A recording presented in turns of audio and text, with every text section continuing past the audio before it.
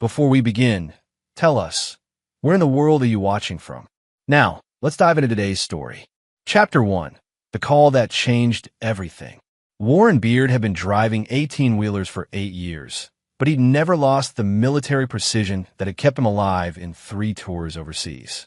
At 42, his weathered hands gripped the steering wheel with the same steady control that had once held an M4 carbine in the mountains of Afghanistan. The highway stretched endlessly before him, a ribbon of asphalt through the Nevada desert, when his phone rang. Warren Beard. Mr. Beard? This is Dr. Wesley Reyes from St. Mary's Hospital in Cedar Falls. I'm calling about your daughter, Emma. Warren's blood turned to ice. He'd been on day 10 of a cross-country haul, 3 days out from home. What happened to my daughter? She was in a car accident this afternoon. She's stable now, but Dr. Reyes paused, and Warren could hear something else in his voice, anger barely contained. Mr. Beard, I need to tell you something, and I probably shouldn't be the one doing it. Warren pulled his rig onto the shoulder, hazard lights flashing. Tell me, the other driver was your wife's friend, Tony Monroe. He was drunk, and from what the witnesses are saying, it wasn't an accident. He deliberately ran the red light and T-boned the car Emma was in. The world seemed to tilt. Warren had suspected Alexandra was seeing someone. The late nights, the sudden interest in her appearance, the cold distance that had grown between them over the past year. But this, where's my wife? That's the other thing I need to tell you. Dr. Reyes' voice hardened further. She's here, but she's not with Emma. She's with Monroe's lawyers.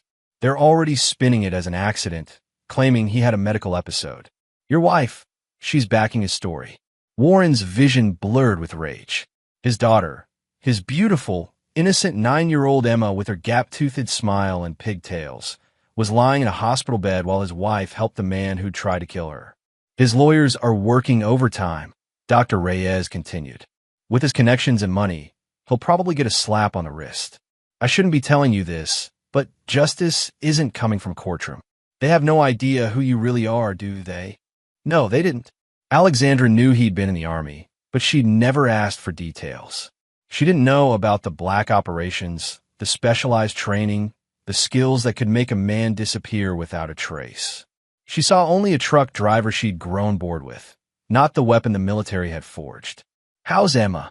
Broken ribs, concussion, internal bleeding that we've stopped. She'll recover, but the doctor's voice softened. She keeps asking for you. She doesn't understand why her mother isn't here. Warren closed his eyes. Emma was his world, the only pure thing in his life. When he'd left the military, broken and haunted, she'd been the light that pulled him back from the darkness. Now that light was dimmed, hurt by people who should have protected her. I'm coming home. Tell Emma Daddy's coming. After hanging up, Warren sat in the cab for a long moment, feeling something cold and familiar settling over him. It was the same feeling he'd had in Kandahar when his unit had been betrayed by someone they trusted, leading to an ambush that killed 3 good men. Back then, he'd tracked down every person involved in that betrayal. None of them lived to betray anyone else. He pulled out another phone, one of several he kept for different purposes, and dialed a number he hadn't used in years. Chester Cooper. Jess, it's Warren. I need a favor. There was a pause. Chester Cooper had served alongside Warren in the Rangers and later in operations that officially never happened. Now, he ran a security consulting firm that specialized in very discreet services. Haven't heard from you in 3 years, brother. What's the situation? Someone hurt my daughter. They think they're untouchable. I'll be in Cedar Falls by morning. What do you need? Everything. Full background on Tony Monroe and everyone in his circle. I want to know what he eats for breakfast and what he's afraid of in the dark. Consider it done. Warren, how deep are we going? Warren looked at the family photo clipped to his son visor. Him, Alexandra, and Emma at the state fair last summer. Emma had cotton candy stuck in her hair and was laughing at something Warren had said. Alexandra was already looking elsewhere. All the way down, Chess. All the way down. Warren started the engine and began the long drive home, his mind already working through possibilities. Tony Monroe had made a fatal mistake.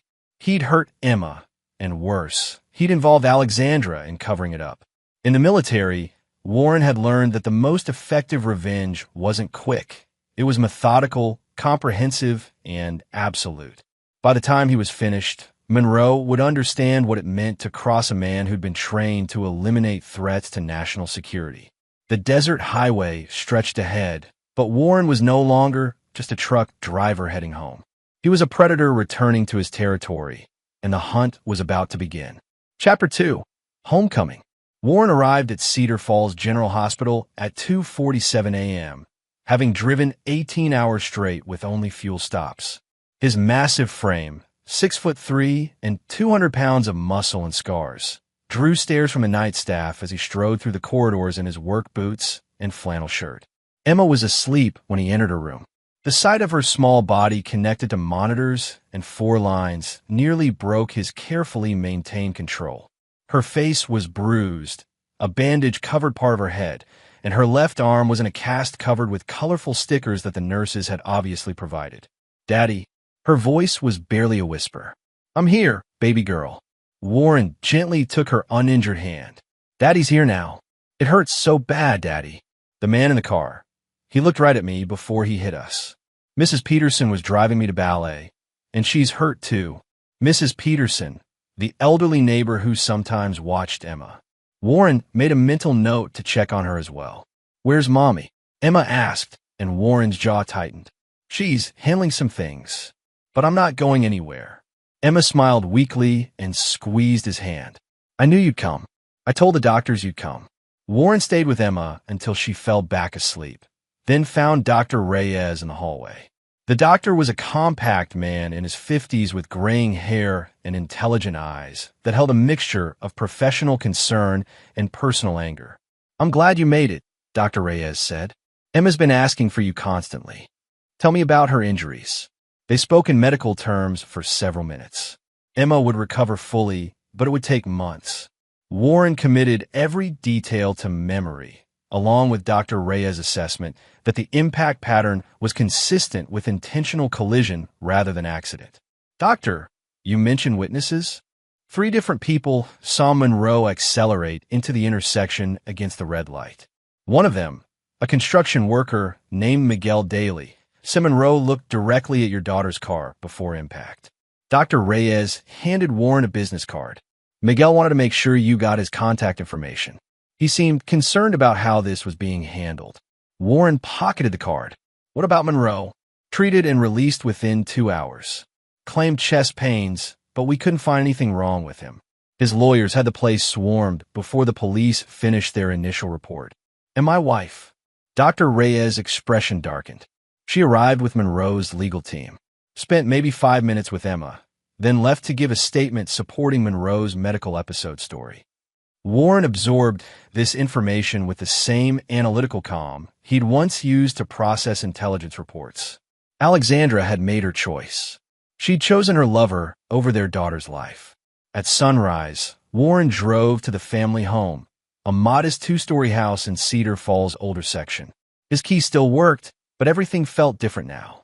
The living room had been redecorated in Alexandra's preferred modern style, erasing the comfortable family atmosphere it once had.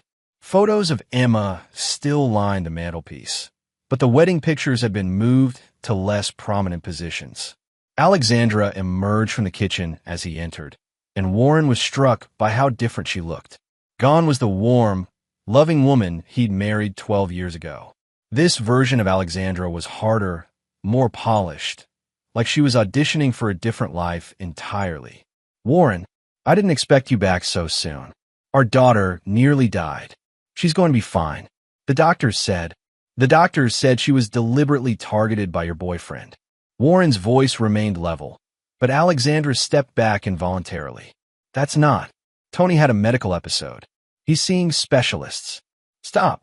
Warren's command voice, the one that had once ordered men into combat, cut through her protests. "I know what happened, Alexandra. The question is why you're helping him cover it up." For a moment, her mask slipped, and he saw something that looked almost like shame. Then it was gone, replaced by defiance. "You don't understand the situation, Warren. Tony has resources, connections. If this goes to trial, it could drag on for years. Emma needs..." Emma needs her mother to care more about her life than her lover's freedom. Alexandra's face flushed. You've been gone for weeks at a time, Warren. You don't know what our life has become. What I needed. I know you decided that a man who tried to kill our daughter is more important than our daughter. Warren moved past her toward the stairs, but her next words stopped him cold. I filed for divorce, Warren. Tony and we're together now. The papers are being served today. Warren turned slowly. You filed for divorce while our daughter was in the hospital? I want full custody. Given your work schedule and background, I think any reasonable judge will. My background. Warren's voice dropped to a whisper that would have sent chills through anyone who'd served with him. The therapy, the nightmares, all those classified things you won't talk about.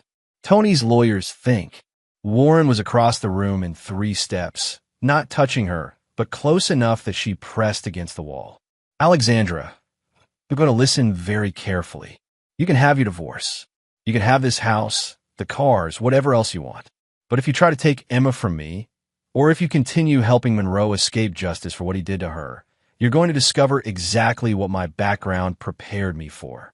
Alexandra's eyes widened, and for the first time since he'd arrived, Warren saw fear there. Are we clear? She nodded mutely. Warren headed upstairs to pack a bag. He'd be staying at the hospital until Emma was released, but first he had phone calls to make. Chester would have preliminary information by now, and Miguel Daly was expecting to hear from him. As Warren gathered Emma's favorite stuffed animals to take to the hospital, his phone buzzed with a text from an unknown number. This is Tony Monroe. We need to talk. I think we can work something out that benefits everyone. Warren stared at the message for a long moment, then deleted it without responding. Monroe would learn soon enough that Warren Beard wasn't interested in working anything out. The war had begun, and Monroe had no idea what kind of enemy he'd made. Chapter 3. Gathering Intelligence. Chester Cooper looked like a middle-aged accountant. Average height, thinning brown hair, wire-rimmed glasses, which made him perfect for the kind of work he really did.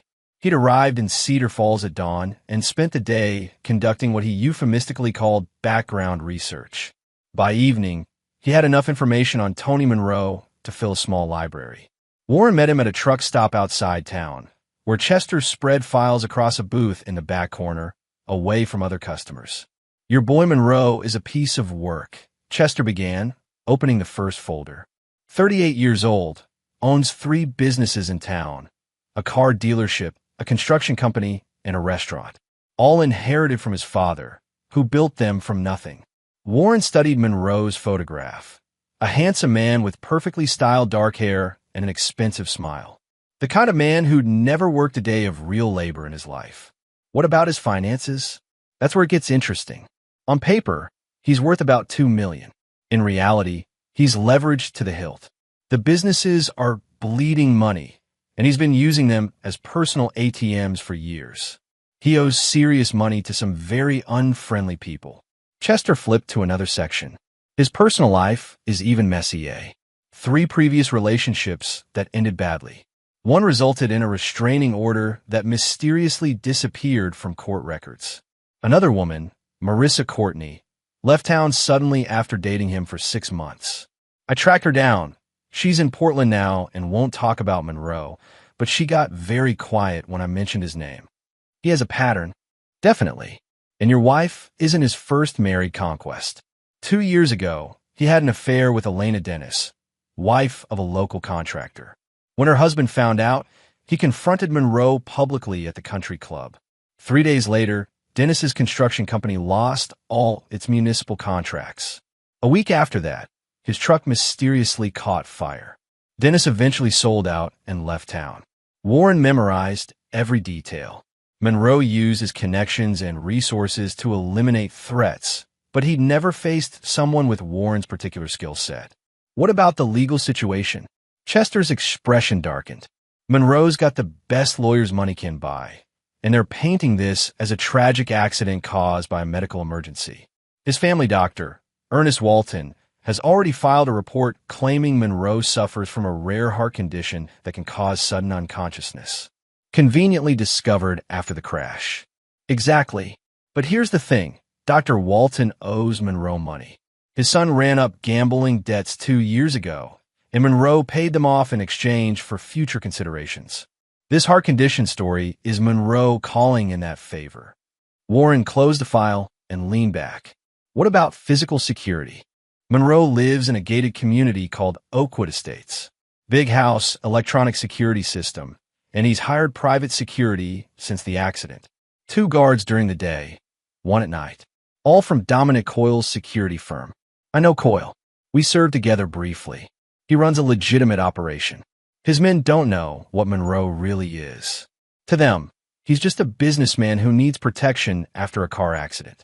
There won't be a problem if we're careful. Warren nodded. Professional security would follow rules of engagement and protocols. They could be worked around. Chester pulled out another folder. I also ran background on your wife. You might want to see this. Warren's jaw tightened, but he opened the file. Alexandra's financial records showed a pattern of expensive purchases over the past year. Jewelry, clothes, spa treatments. Far beyond what Warren's income could support. Monroe's been funding her lifestyle for months, Chester explained. Credit cards, shopping trips, a lease on a BMW that's not in your name. He's been grooming her, Warren, making her dependent on him. The information stung, but Warren had suspected as much. Alexandra had always wanted more than his military pension and trucking income could provide. Monroe had offered her a taste of the life she thought she deserved. One more thing, Chester said, producing a final document. Miguel Daly, the witness who saw the crash, he's not just a construction worker. He's a former MP who served 2 tours in Iraq. He knows what he saw, and he's not buying the medical episode story. Warren took the address Chester provided. Miguel Daly might be the key to building a case that Monroe's lawyers couldn't dismiss. What's the plan? Chester asked. Warren was quiet for a long moment, processing everything he'd learned. Monroe thought he could buy his way out of attempted murder, using money and connections to escape justice. He'd underestimated 2 crucial factors: Warren's capabilities and his absolute refusal to forgive anyone who hurt his daughter. Phase 1 is information warfare. Monroe's built his life on image and reputation. We're going to systematically destroy both. Phase 2 is economic. Cut off his financial resources and isolate him from his support network. Phase 3. Warren didn't finish the sentence, but Chester understood. They'd both been part of operations where problems were solved permanently. How long do we have? Monroe's arraignment is next week. His lawyers are confident they can get the charges reduced to reckless driving with a suspended sentence. We need to move before then. Chester began packing up the files. I'll start making calls. We'll need surveillance equipment, some specialized electronics, and a few people who can ask questions without drawing attention. As they prepared to leave, Warren's phone rang. The hospital, Emma was asking for him. Go, Chester said. I'll handle the setup. But Warren, once we start this, there's no going back. Monroe won't just disappear quietly. Warren stood and shouldered his jacket. I'm counting on it. Men like Monroe think money and connections make them untouchable. They've never faced someone who learned how to hunt human beings as a profession. The drive back to the hospital took 20 minutes, but Warren's mind was already working through contingencies. Monroe had made the mistake of involving innocent people, Emma, Mrs. Peterson, and now Alexandra, in his games. Warren had learned long ago that the most effective way to defeat an enemy wasn't to attack them directly, but to dismantle their entire world piece by piece until they had nothing left to fight with. By the time Monroe realized what was happening, it would be far too late. Emma was awake when Warren arrived, and her smile reminded him why he was doing this. She was the only thing that mattered. Everything else, his marriage, his old life, his carefully maintained control, could be sacrificed if it meant protecting her. Daddy, will you tell me a story? Warren settled into the chair beside her bed and began telling her about a brave princess who faced down a dragon. He didn't mention that in his version, the princess had help from a warrior who made sure dragons never threatened anyone ever again. Chapter 4. The First Strike. 1 week after the accident, Warren put his plan into motion. While Emma continued recovering in hospital, drawing strength from his daily visits, and gradually regaining her spark, Warren and Chester began systematically dismantling Tony Monroe's carefully constructed life. The first target was Monroe's reputation. In a small town like Cedar Falls, image was everything, and Monroe had spent years building his persona as a successful businessman and pillar of the community. Chester had discovered that Monroe served on the hospital board, the country club committee, and was a major donor to local charities, all positions that depended on public trust. Miguel Daly proved to be exactly the ally Warren needed. The former MP met Warren at a diner on the outskirts of town, and Warren immediately recognized a kindred spirit, a man who'd seen combat and understood that some fights couldn't be won with words. "I've been waiting for someone to take this seriously," Miguel said, sliding a folder across the table. The police report was sanitized before it even hit the desk sergeant. 3 witnesses, all saying the same thing, and somehow it becomes a medical emergency. "What did you see?" Monroe accelerated toward that intersection. "I was on the crew repairing the traffic light housing, so I had a perfect view.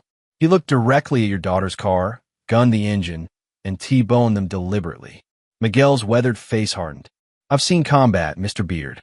I know the difference between an accident and an attack. Will you testify to that?"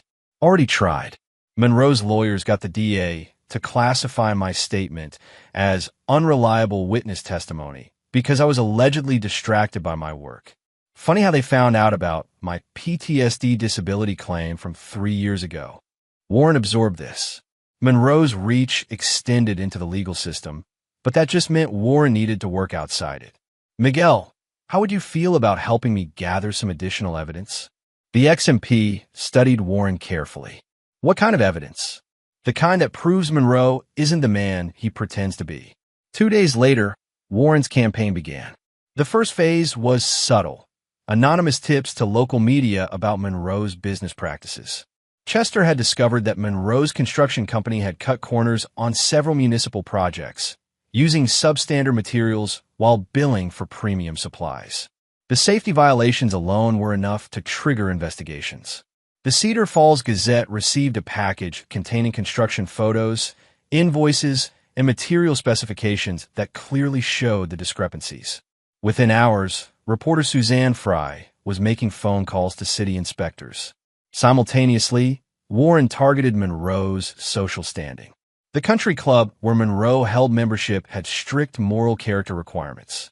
An anonymous letter to the board, accompanied by photos of Monroe's car after the accident and copies of witness statements, raised questions about whether a man facing vehicular assault charges should represent the club in the community. The psychological pressure began immediately. Monroe's phone started ringing with uncomfortable questions from business partners, city officials, and social contacts. Warren watched from across the street as Monroe left his office building, no longer walking with his usual confident swagger. But Monroe wasn't passive. On Thursday evening, Warren was leaving the hospital when 2 men approached him in the parking lot. Professional muscle, probably from out of town, Monroe was smart enough not to use local talent. "Mr. Beard, Mr. Monroe would like to have a conversation with you." Warren assessed the situation quickly. Both men were armed, positioning themselves to control his movement. In the old days, this would have been a simple tactical problem with a permanent solution. But Emma was upstairs, and Warren couldn't risk anything that might compromise his access to her. "Tell Monroe that if he wants to talk, he can call me like a civilized person. I don't think you understand." Warren moved faster than either man expected, his military training taking over. Within seconds, one man was on the ground with a dislocated shoulder, and the other was pressed against a car with Warren's forearm across his throat. "No, you don't understand," Warren said quietly. "This is a hospital. There are children here, including my daughter. If I see either of you near this place again, I'll demonstrate some of the other skills the Army taught me." He released the man and walked calmly back toward the hospital entrance, knowing they wouldn't pursue him into the building. But the message was clear. Monroe felt threatened enough to escalate to intimidation. That night, Warren called Chester with new instructions. "Move to Phase 2. I want Monroe's financial world to collapse." Chester had been preparing for this. Over the weekend, several things happened simultaneously. Monroe's bank received an anonymous tip about potential money laundering at his businesses, triggering an immediate audit of his accounts. His construction company's bonding agency was informed about the safety violations, leading to suspension of his ability to bid on new projects. And his largest creditor received information suggesting that Monroe had been hiding assets in his divorce from his first wife. By Monday morning, Monroe's credit lines were frozen, his business operations were suspended, and his assets were under investigation. The careful financial house of cards that had supported his lifestyle for years began to crumble. Warren observed the results from his usual position across from Monroe's office building. Monroe arrived late, his expensive suit wrinkled, his perfect hair disheveled. Throughout the day, Warren watched as angry creditors and investigators streamed in and out of the building.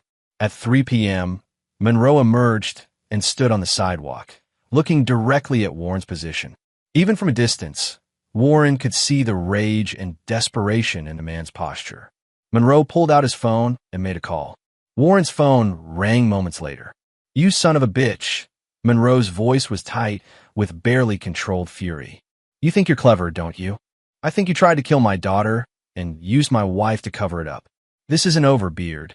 You have no idea who you're fucking with." "Actually, I do. You're a spoiled rich boy who's never faced real consequences for anything. But that's about to change." Warren hung up and walked back to his truck. Phase 2 was proceeding perfectly. Monroe was angry, desperate, and making mistakes. Soon he would do something stupid, and when he did, Warren would be ready. That evening, as Warren sat with Emma helping her with a puzzle, she looked up at him with serious eyes. "Daddy, are you mad at Mommy?" Warren chose his words carefully. "Mommy made some choices that hurt our family, sweetheart. But none of that is your fault, and no matter what happens, you're the most important thing in the world to me." Emma nodded solemnly. "I heard the nurses talking. They said the man who hit us might not get in trouble. Don't worry about that, baby girl.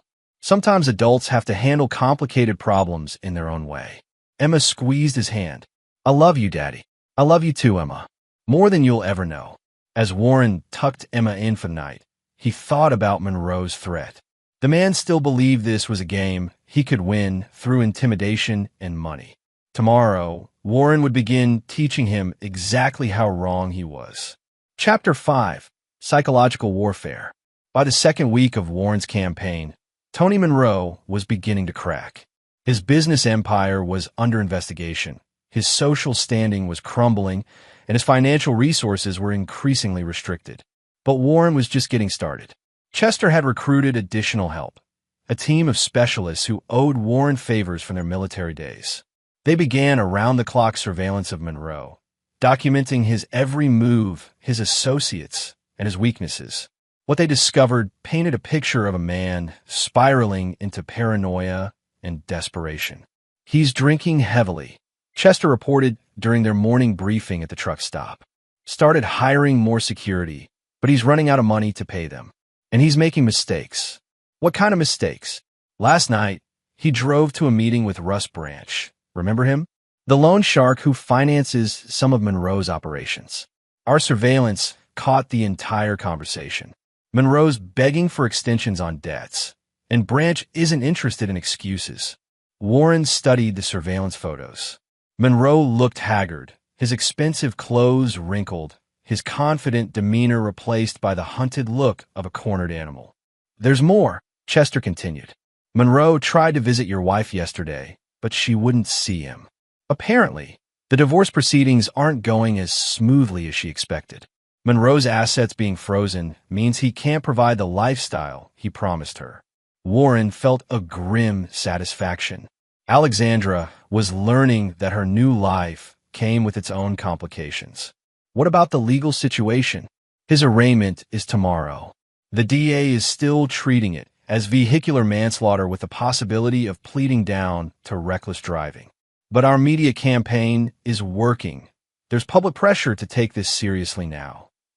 Warren had orchestrated a careful information campaign through Miguel Daly and other contacts. Letters to the editor questioning why a wealthy businessman received preferential treatment. Social media posts highlighting the victim impact and quiet conversations with community leaders had shifted public opinion. Monroe was no longer just another citizen with a good lawyer. He was a symbol of inequality in the justice system. Time for Phase 3, Warren decided.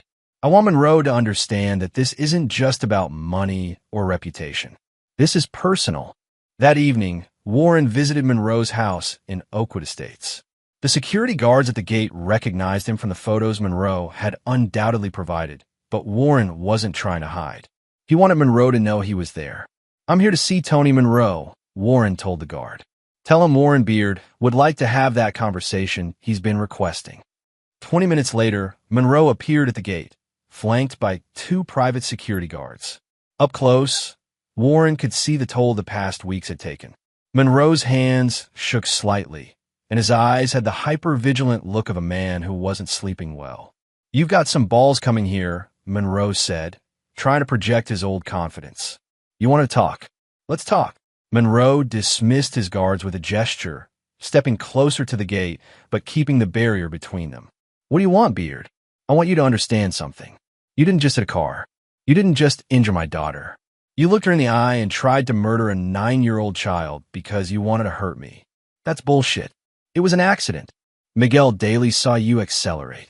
3 other witnesses confirm you ran a red light deliberately. But none of that matters anymore, because we're past the point where courts and lawyers can fix this." Monroe's facade cracked slightly. "What the hell does that mean?" "It means you made this personal when you involved Emma. Now you're going to learn what happens when you threaten something I love." Warren turned to leave, then paused. "Oh, and Monroe, you might want to check your security system. I've been watching you for weeks, and your guards are good, but they're not that good." As Warren walked back to his truck, he saw Monroe frantically checking his phone, probably trying to contact a security company. By morning, Monroe would discover that several security cameras had mysteriously malfunctioned, that his alarm system had a gap in its coverage, and that someone had been close enough to his house to leave a simple message. "Emma Beard remembers." The psychological pressure was having its intended effect. Monroe was making increasingly desperate moves, and his behavior was alienating the few allies he had left. Suzanne Fry from the Gazette had been investigating his background and uncovered the pattern of women who'd left town after dating him. The hospital board was reconsidering his membership after patient families questioned why a man facing criminal charges was making decisions about their care. But Monroe's most dangerous mistake was yet to come. The next morning, Warren was having breakfast with Emma in her hospital room when his phone rang. Dr. Reyes sounded shaken. "Mr. Beard, I need to inform you that someone attempted to access Emma's medical records last night. Our IT department traced the breach attempt to an IP address registered to Monroe's business." Warren felt ice-cold rage wash over him. What kind of information was he after? Patient records, insurance information, discharge plans. "We stopped the breach, but—" Dr. Reyes paused. "There's something else." Monroe made inquiries about Emma's treatment schedule, when she'd be moved to different departments, things like that. The implication was clear. Monroe was either planning to use Emma's medical information against Warren somehow, or worse, he might be planning another attempt to hurt her. "Doctor, I need enhanced security for Emma's room immediately." "Already done. Hospital security is posted outside, and I've instructed the staff that only immediate family members are allowed access." After hanging up, Warren looked at Emma, who was coloring in a book, oblivious to the dangers swirling around her. She looked so small on the hospital bed, still bearing the physical reminders of Monroe's attack. The sight hardened Warren's resolve. Monroe had just crossed the line from which there was no return. Warren called Chester with new instructions. "All restraints are off. Monroe just went after Emma again. I want him completely isolated and destroyed before he can hurt anyone else." "What are you thinking? He's desperate now, which makes him unpredictable. Desperate men do stupid things, and stupid things create opportunities." That afternoon, Warren implemented the most ruthless phase of his plan. Using contact from his military days, he arranged for Monroe to receive some very disturbing information.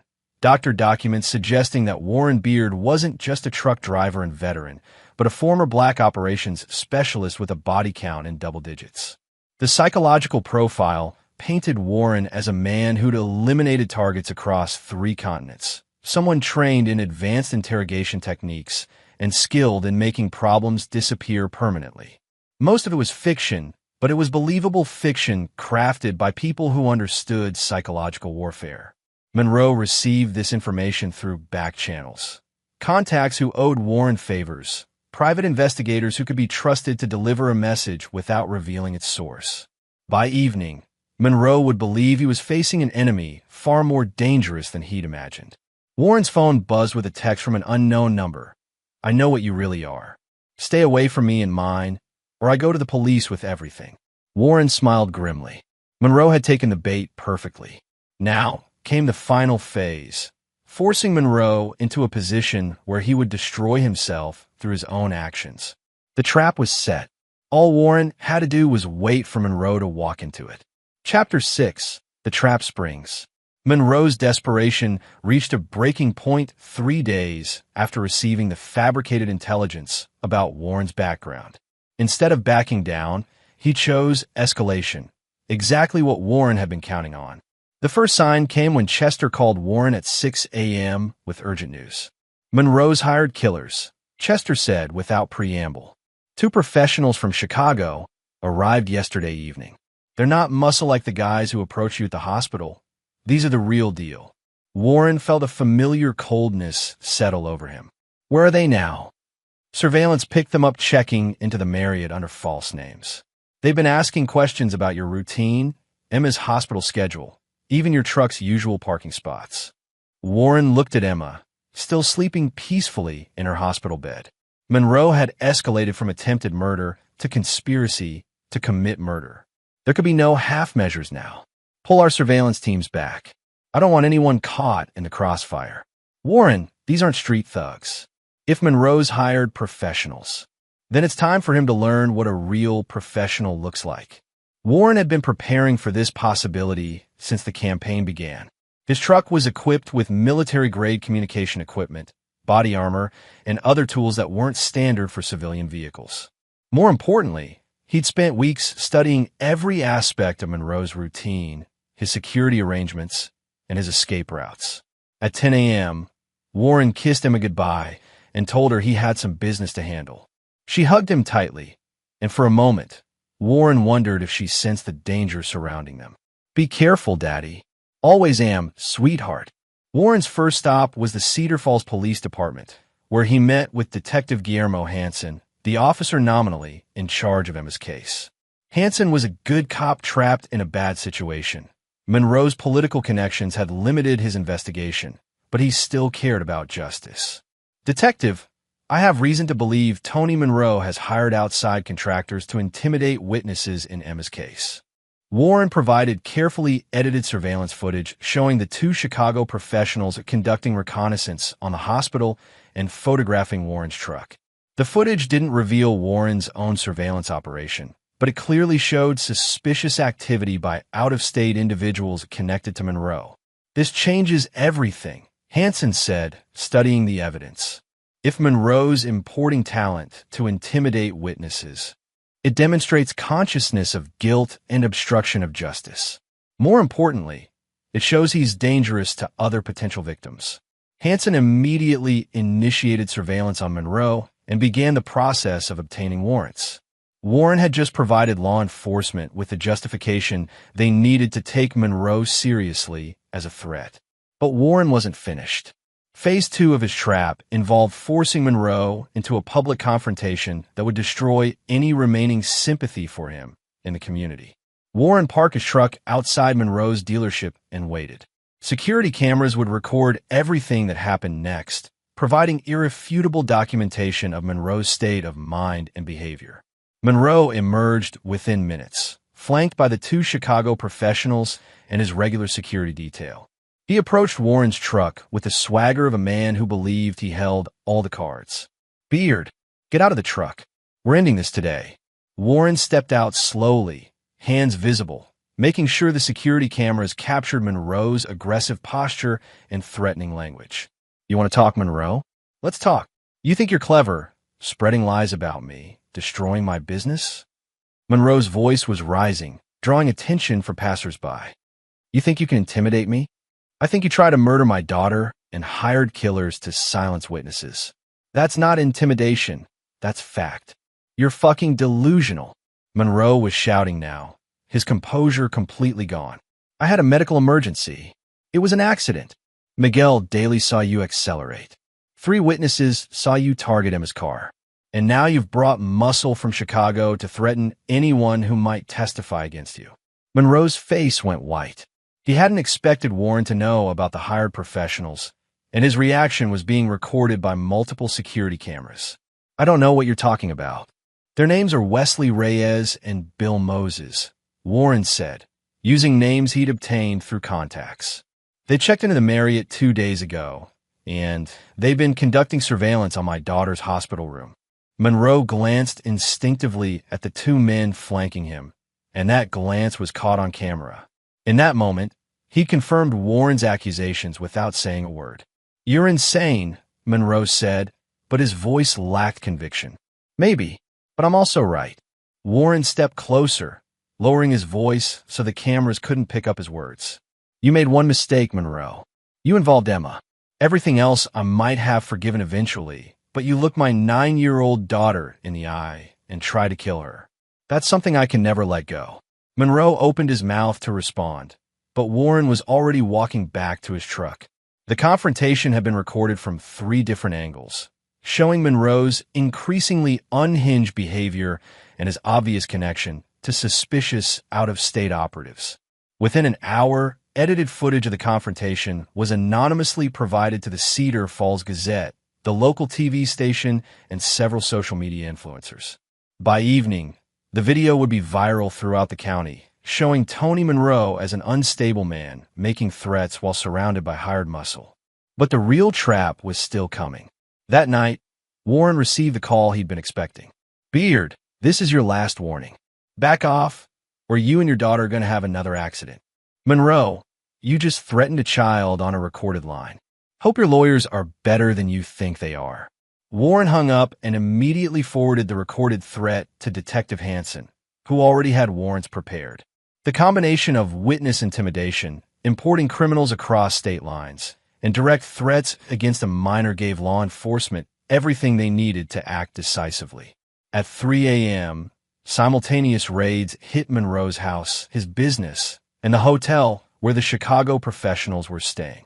Monroe was arrested on multiple charges: conspiracy to commit witness intimidation, making terroristic threats, and obstruction of justice. The hired killers were taken into custody on weapons charges and held without bail pending investigation of their backgrounds. Warren watched the news coverage from Emma's hospital room, where she was finally scheduled to be discharged later that day. The man who hurt me is in jail, Emma asked, not fully understanding the situation, but sensing that something had changed. Yes, sweetheart. He can't hurt anyone anymore. But Warren knew the real resolution was still coming. Monroe's arrest was just the beginning. The legal system would handle the criminal charges, but Warren had a deeper kind of justice in mind, one that would ensure Monroe never threatened another innocent person. As Warren helped Emma pack her things for the trip home, he reflected on how perfectly Monroe had destroyed himself. Every move the man had made, hiring killers, making threats, escalating the confrontation, had been exactly what Warren had maneuvered him into doing. Monroe had believed he was fighting a truck driver with military training. He'd never realized he was facing someone who understood that the most effective way to destroy an enemy was to let them destroy themselves. The trap had worked perfectly. Now came the final act. Chapter 7, The Reckoning. Emma's homecoming should have been a celebration, but Warren knew it was merely the calm before the final storm. While Monroe sat in county jail awaiting trial on multiple felony charges, Warren had discovered something that changed everything. Monroe's legal team was preparing an insanity defense based on the very psychological profile Warren had used to manipulate him.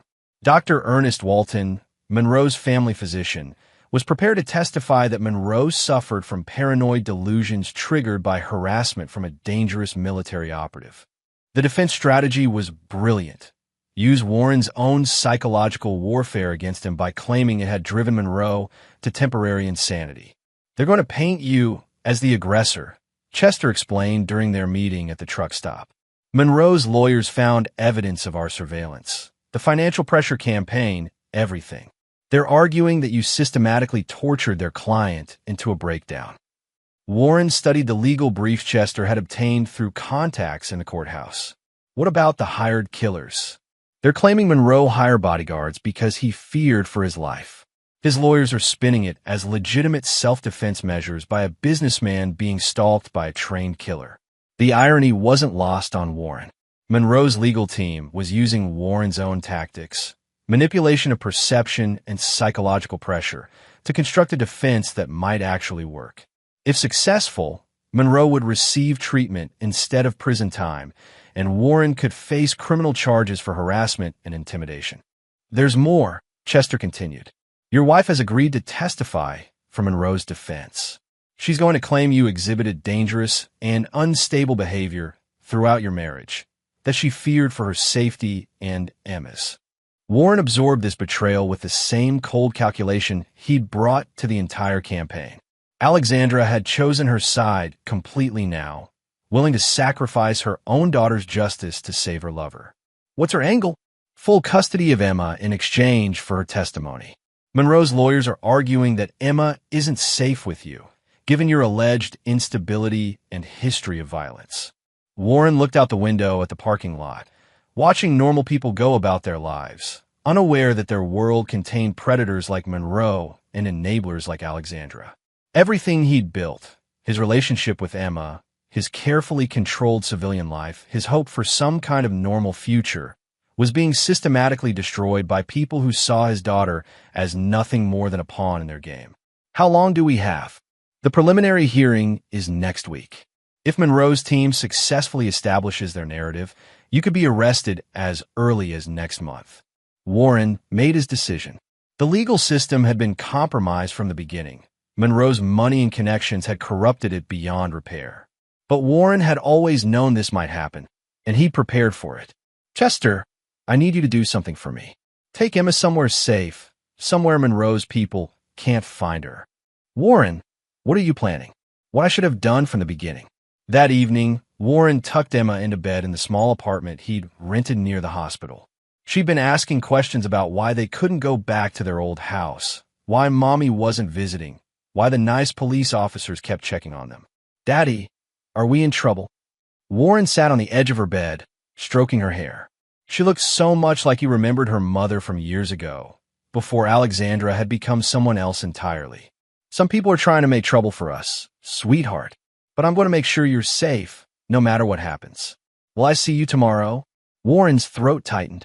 I'm going to make sure you're taken care of, Emma. Uncle Chester is going to take you on a special trip while Daddy handles some grown-up problems. Emma studied his face with the intuitive wisdom children sometimes possess. Are you going away? For a little while. But I need you to remember something, okay?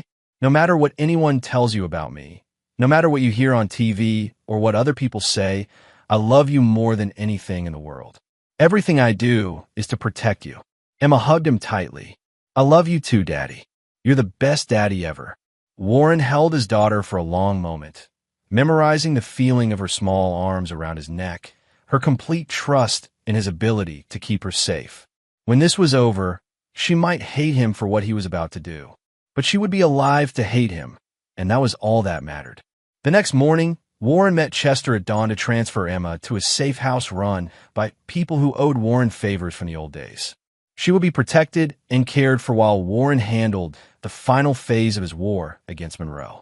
You don't have to do this, Chester said as they watched Emma's car disappear down the highway. We could run. New identities, different country. You've got contacts who could make it happen. And let Monroe walk free? Let him hurt other children? Let Alexandra destroy Emma's faith in justice. Warren shook his head. Some battles you fight because you have to. This is one of them. Warren spent the rest of the day making final preparations. He liquidated his assets, arranged for Emma's financial security regardless of what happened to him, and wrote a detailed letter explaining his actions for her to read when she was old enough to understand. That night, Warren broke into Monroe's house. The security system Chester had compromised weeks earlier still had vulnerabilities that Warren exploited. Monroe was being held without bail, but Warren needed access to the man's private spaces, his computer, his personal files, the evidence of what he'd really done to Emma and others. What Warren found in Monroe's private office was worse than he'd imagined. Photos of Emma taken weeks before the accident, detailed notes about her school schedule and daily routine, and records of payments to people who'd provided information about Warren's family. The attack on Emma hadn't been a spur-of-the-moment act of rage. It had been planned, calculated, designed to hurt Warren in the most devastating way possible. Monroe had studied his target, identified his weakness, and struck with precision. But the most damning evidence was a video file on Monroe's private computer, security footage from his car showing the moments before the collision. In the video, Monroe was clearly conscious and alert, deliberately steering toward Emma's car while she looked directly at him through the window. Warren copied everything to multiple drives, then called Detective Hansen. "Detective, I've just discovered evidence that Monroe's attack on Emma was premeditated. I'm sending you the location and access codes. You'll want to see this before his lawyers have a chance to destroy it." "Beard, how did you?" "Does it matter? This evidence proves Monroe is a predator who targeted my daughter specifically. Everything else is just noise." Warren hung up and drove to the county jail, where Monroe was being held pending trial. Getting inside required calling in favors from his military days, contacts who could arrange a brief meeting with a prisoner without official documentation. Monroe looked haggard and desperate when he was brought to the small interview room. 3 weeks in jail had stripped away his polished facade, revealing the weak, entitled creature underneath. "You son of a bitch," Monroe said, launching into the same impotent rage Warren had seen before. "You destroyed my life. You turned everyone against me. I found a video, Monroe." Monroe's mouth snapped shut, his face going white. "The security footage from your car. The photos of Emma in your office. The payment records to your informants." Warren leaned forward, his voice dropping to a whisper. "You didn't try to kill my daughter in a moment of anger. You planned it. You studied her, watched her, chose the perfect moment to destroy her life." Monroe's hands were shaking now. "That's not. I never. You're not going to hide behind lawyers or doctors or fake medical conditions. Everyone is going to know exactly what you are." Warren stood to leave, but Monroe grabbed his arm desperately. "Wait, we can make a deal. I have money offshore accounts your investigation missed. I'll give you everything if you just." Warren looked down at Monroe's hand, clutching his sleeve, then back at the broken man's face. "There is no deal, Monroe. There is no escape. You hurt my daughter, and now you're going to pay for it. Not in some comfortable psychiatric facility, not with a reduced sentence, not with money or connections or legal tricks. You're going to pay completely." Warren walked out of the jail and drove to the one place he knew he'd find Alexandra, the expensive hotel where she'd been staying since filing for divorce. She answered her door wearing silk pajamas and holding a glass of wine, looking more relaxed than she had any right to be given that her daughter was recovering from attempted murder. "Warren, I wondered when you'd come. I wanted to give you one chance to do the right thing." Alexandra stepped aside to let him enter the suite. "Paid for," Warren noted, "with Monroe's money even while he sat in jail." "What's the right thing, Warren?" "Letting you drag Emma into your war with Tony. The right thing is admitting that your boyfriend tried to murder our daughter. It was an accident. I found a video, Alexandra. The security footage from his car. He planned it, studied Emma's routine, chose the perfect moment to attack her. And you're helping him escape justice for it." For the first time since Warren had arrived, Alexandra's composure cracked. She set down her wine glass with trembling hands. "That's not. Tony wouldn't. You know what he is. You've always known. But you chose him anyway because he offered you the life you thought you deserved." Alexandra sank into a chair, her face crumbling. "I never wanted Emma to get hurt. I never thought. You never thought. You never considered anyone but yourself. Emma almost died, Alexandra. Your daughter almost died, and you help her attack her or cover it up." Tears were streaming down Alexandra's face now, but Warren felt no sympathy. She'd made her choices, and Emma had paid the price. "I can't change what happened. Alexandra whispered. But I can't lose Emma too. She's all I have left. You lost Emma the moment you chose Monroe over her. The custody hearing is next week.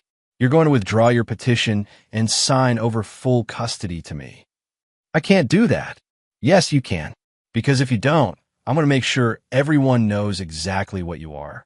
Every friend, every family member, every person you've ever met will know that you sacrificed your daughter's life for a man who tried to murder her. Warren pulled out his phone and showed Alexandra a video file, footage of her meeting with Monroe's lawyers, laughing and holding hands with Monroe's associate while Emma lay in the hospital. This was taken 2 days after the accident. While Emma was fighting for her life, you were celebrating with the people trying to get her attacker acquitted. Alexandra stared at the footage, her face pale with horror. 24 hours, Alexandra. Withdraw the custody petition and disappear from Emma's life, or I destroy you as completely as you destroyed our family. Warren left the hotel knowing that Alexandra would comply. She'd chosen self-preservation over everything else throughout this ordeal. She wouldn't change now. As Warren drove through the quiet streets of Cedar Falls, he reflected on how completely Monroe's world had collapsed.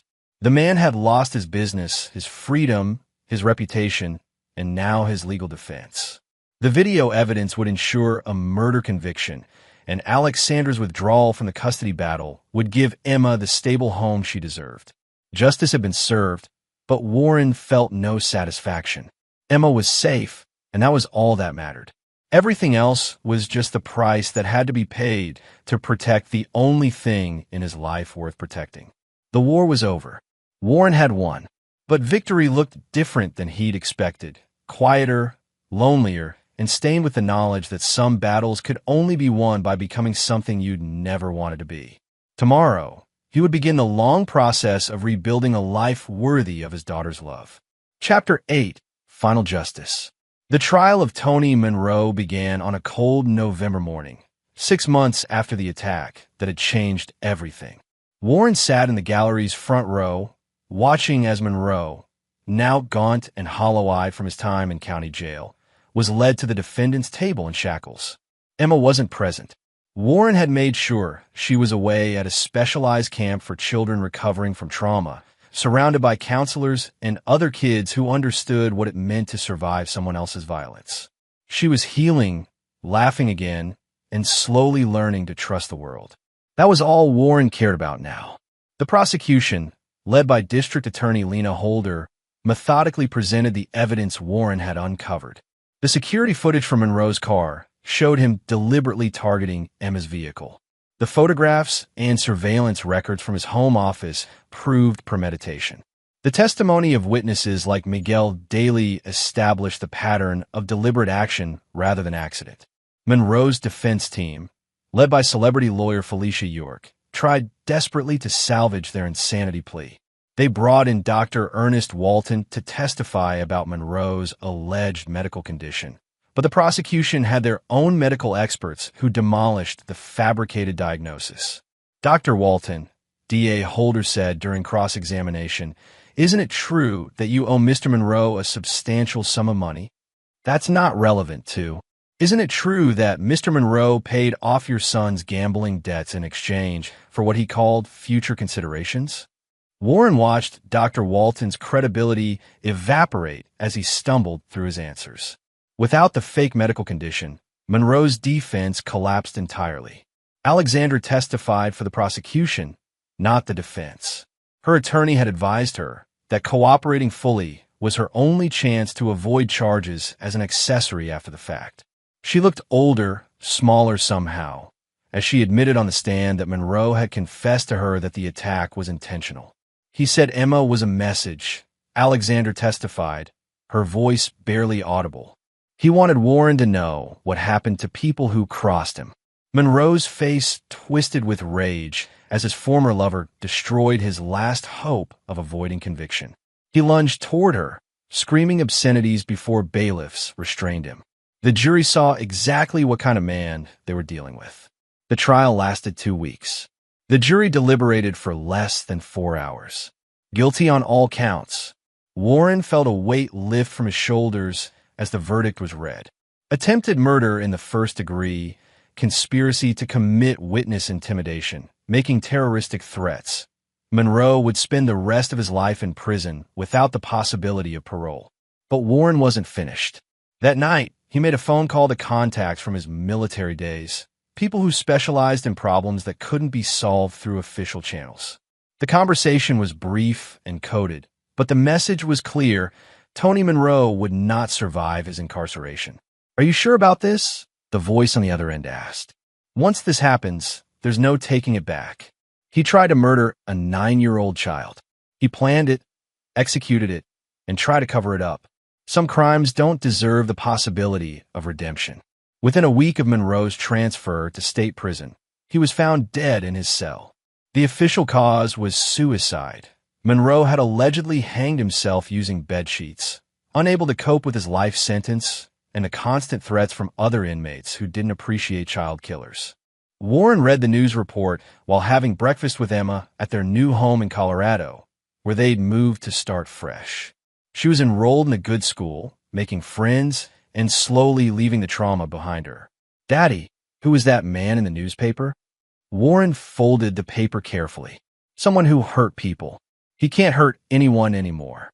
Emma nodded and returned to her cereal, accepting the explanation with the resilience children possess. She was safe now, and that was all that mattered. 3 months later, Warren received divorce papers from Alexandra. She was living in California now, working as a receptionist and trying to rebuild her life away from the wreckage of her choices. The papers included a complete custody surrender. Alexandra legally relinquished all rights to Emma in exchange for Warren not pursuing civil or criminal charges against her. Warren signed the papers without hesitation. Emma deserved a parent who would put her first, always and without question. Alexandra had proven she wasn't capable of that. The financial settlement was simple. Alexandra could keep whatever money she had left from Monroe's assets before they were seized. Warren kept everything else, including the life insurance policy that would ensure Emma's future education and security. Dr. Wesley Reyes, the physician who had first alerted Warren to the conspiracy, became a regular part of their lives. He visited Emma monthly to monitor her recovery and had become something like a grandfather figure to her. He'd never spoken publicly about his role in exposing Monroe's crimes, but Warren made sure he knew his courage was appreciated. "Emma's doing remarkably well," Dr. Reyes reported during one of his visits. "The nightmares have stopped, and she's showing no signs of lasting psychological trauma. Children are more resilient than we often give them credit for." Warren watched Emma playing in their backyard, chasing their new dog, a golden retriever she'd named Courage, around the swing set he'd installed. She was laughing, completely absorbed in the simple joy of being a child. "She's strong," Warren agreed. "Stronger than either of her parents." Miguel Daly had also become part of their extended family. The former MP had moved to Colorado as well, hired by Warren's new trucking company as a safety inspector. He understood what it meant to protect innocent people from predators, and Warren trusted him completely. "Any regrets?" Miguel asked one evening as they watched Emma practice piano in their living room. Warren considered the question. Monroe was dead. Alexandra was gone. Emma was safe and happy. The life he'd built in Cedar Falls was destroyed, but something better had taken its place. "No," Warren said finally. "None at all." Chester Cooper visited occasionally, bringing news from the outside world and updates on other operations. He'd been impressed by the thoroughness of Warren's campaign against Monroe, but he also understood the cost. You can never go back to the way things were," Chester observed during one visit. "I don't want to. The man I was before Monroe hurt Emma was willing to let other people handle justice. The man I am now knows that sometimes you have to handle it yourself." Emma finished her piano practice and ran to Warren for a goodnight hug. She was growing tall and strong, her smile bright and untroubled. She called Warren Daddy and meant it completely. He was her whole world, just as she was his. "Love you, Daddy. Love you too, baby girl. More than you'll ever know." As Warren tucked Emma into bed, he thought about the choices that had led them here. He destroyed lives, ended careers, and ultimately arranged for a man's death. By any moral standard, He'd become something dark and unforgivable. But Emma was alive, safe, and happy. She would grow up knowing that her father would move heaven and earth to protect her, that some people in the world could be trusted completely. She would never doubt that she was loved unconditionally. That was worth any price Warren had paid or would ever have to pay. The war was over. Emma was safe. Justice had been served completely and finally. Warren Beard slept peacefully for the first time in months, knowing that tomorrow would bring nothing but the simple joy of being Emma's father in a world where she would never again be threatened by people like Tony Monroe or Alexandra Pierce. Some stories end with redemption. Some end with forgiveness. This one ended with a father's love proving stronger than his enemy's cruelty, and that was enough. Chapter 9. New Beginnings. 2 years after Tony Monroe's death, Warren Beard stood in the audience of Emma's school auditorium, watching his daughter perform in the 6th grade production of Annie. She was singing Tomorrow with a clear, confident voice that filled the room with hope and joy. Emma was 12 now, taller and more poised, but still the same bright-eyed girl who had once asked him to tell her stories about brave princesses. She wore her hair in braids tied with red ribbons, and when she spotted Warren in the audience, her face lit up with a smile that made everything he'd done worthwhile.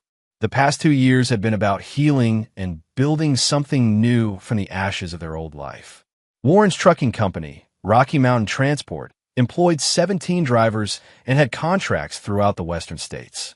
It wasn't about the money. Warren had more than enough from Monroe's seized assets and insurance settlements, but about creating something meaningful that could provide for Emma's future. Miguel Daly ran the day-to-day operations while Warren focused on being a father. He coached Emma's softball team, helped with homework, and made sure he was present for every important moment in her life. The long-distance hauling was behind him. Now he was home every night for dinner and bedtime stories. Dr. Wesley Reyes had become like family. He'd moved to Colorado to be closer to Emma and had established a pediatric practice that specialized in treating children who'd survived trauma. He checked on Emma monthly, more as a friend than a doctor, and always reported the same thing. She was thriving. Emma's resilience continues to amaze me, Dr. Reyes told Warren after the school play. She's processing her experience in a healthy way, and she's learned to trust the world again. You should be proud of what you've accomplished. Warren watched Emma signing autographs for younger children who'd been impressed by her performance. She was patient and kind with each child, remembering what it felt like to be small and scared. She did the work, Warren said. I just made sure she was safe while she did it. Chester Cooper attended the play as well, having flown in from his latest security consulting job. He'd become something of an uncle to Emma, teaching her card games and bringing presents from his travels around the world. She's got your eyes, Chester observed, but none of your paranoia. That's probably a good thing. Warren smiled. Emma trusted easily, laughed freely, and believed in people's basic goodness. She was everything Warren had once been before the military, before Alexandra's betrayal, before he'd learned that sometimes good people had to do terrible things to protect what mattered. Any word from California? Chester asked quietly. Warren knew he meant Alexandra. She'd sent birthday cards to Emma for the first year after the divorce, but Emma had shown no interest in them. Eventually, the cards stopped coming. Alexandra had remarried, a businessman named Dwight Miles who knew nothing about her past and was apparently trying to build a new life based on lies and omissions. Emma doesn't ask about her anymore, Warren said. She's accepted that I'm her only parent now. Kids are adaptable. They want stability more than complexity. As the evening wound down, Warren helped Emma change out of her costume and gather her things. She chattered excitedly about the performance, the applause, and her plans for the cast party next weekend. Did you see Mrs. Mueller crying during my solo? Emma asked as they walked to Warren's truck. She said it reminded her of her daughter when she was my age. Warren had seen it. Johanna Mueller, one of Emma's teachers, had lost her own daughter in a car accident 5 years earlier. Emma's performance had touched something deep and healing in the woman's grief. Your voice is beautiful, sweetheart. You made a lot of people happy tonight. Emma climbed into the passenger seat. She was tall enough now to sit in front and buckled her seatbelt. "Daddy, do you think Mommy would have liked the play?" It was the first time Emma had mentioned Alexandra in months. Warren chose his words carefully. "I think anyone who loves you would be proud of what you accomplished tonight." Emma nodded, satisfied with the answer. "I'm glad you were there. You're the best audience ever." As they drove home through the quiet Colorado evening, Warren reflected on how completely their lives had changed. The house in Cedar Falls was a distant memory. Alexandra was a stranger living under a different name in a different state. Tony Monroe was dead and buried, his memory erased from everything that mattered. But Emma was thriving. She had friends, activities, dreams about her future. She wanted to be a veterinarian now, inspired by their dog courage and the injured animals she sometimes helped Dr. Reyes treat at his clinic. "Daddy, can we get another dog? We already have Courage, but he gets lonely when we're at school and work. Maybe a friend for him." Warren pretended to consider this seriously. "What kind of friend? A little dog this time. Maybe a beagle? They're good with kids." Warren had already been thinking about getting Emma another pet. She was responsible with Courage, and caring for animals taught important lessons about compassion and commitment. "We'll visit the shelter this weekend and see who needs a home." Emma beamed. "Really? You're the best dad ever." Warren felt the familiar warmth that filled him every time Emma expressed her complete trust and love. He'd remade himself into the father she deserved, and she'd never known a moment's doubt about his dedication to her happiness and safety. At home, Emma went through her evening routine: homework, shower, bedtime snack, while Warren checked emails and reviewed business reports. The trucking company was doing well, and Warren was considering expanding into freight logistics and warehouse management. When Emma was ready for bed, Warren joined her for their nightly ritual of reading together. Tonight, she'd chosen a book about a girl detective solving mysteries in her small town. Emma loved stories about smart, brave protagonists who solved problems through intelligence and determination. "Daddy, do you think I could be a detective like Nancy Drew?" "You could be anything you want to be, Emma. You're smart enough, brave enough, and stubborn enough to solve any mystery." Emma giggled. "I'm not stubborn," says the girl who spent 3 hours last week trying to teach Courage to shake hands. He learned eventually. Warren kissed her forehead and turned off the light. "Sleep well, baby girl. Sweet dreams." "Love you, Daddy." "Love you too, Emma. Always and forever." Warren closed her bedroom door and walked to his own room, where he kept the letter he'd written to Emma when she was 9 years old. He read it sometimes, remembering the man he'd been during those dark months when Monroe's actions had nearly destroyed everything he cared about. The letter explained his choices, his actions, and his reasons for everything he'd done to protect her. Someday, when Emma was older, he might show it to her. Or maybe he'd destroy it, letting her remember only the father who had been present for every important moment of her life. Warren opened his laptop and began writing in the journal he'd kept since moving to Colorado. Tonight's entry was simple. Emma performed in the school play tonight. She was magnificent, confident, joyful, completely present in the moment. She's 12 years old now, and I can see the woman she's becoming. Strong, compassionate, unafraid of the world. She asked about getting another dog. "We'll go to the shelter this weekend. She needs something to nurture and protect. It's in her nature to care for others. I'll make sure she never has to learn what it means to protect someone through violence." Alexandra's birthday cards stopped coming months ago. Emma doesn't mention her anymore. Some betrayals are too complete to forgive, even for a child. Emma understands, in her way, that I'm the parent who stayed, who fought for her, who chose her over everything else. Monroe has been dead for 2 years. Sometimes I wonder if Emma remembers him at all, or if he's just part of the vague before time that existed when she was smaller. That's probably for the best. She deserves to grow up without nightmares about the monsters who tried to hurt her. Tomorrow we'll visit the animal shelter. Emma will choose a dog based on which one needs her most. That's how she thinks about the world. She sees creatures that need protecting and immediately wants to help them. It's the most beautiful thing about her. I built this life on a foundation of violence and revenge, but what's growing here is pure and good. Emma will never know what I did to the people who threatened her. She'll only know that her father kept her safe and loved her completely. That's enough. That's everything. Warren closed the laptop and prepared for bed.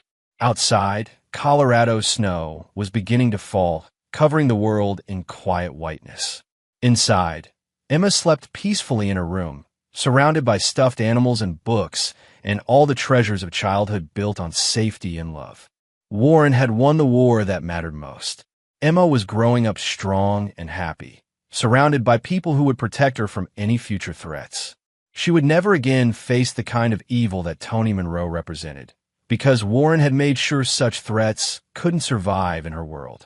Some fathers taught their children to fight. Warren had fought so his daughter would never have to. Some fathers prepared their children for a dangerous world.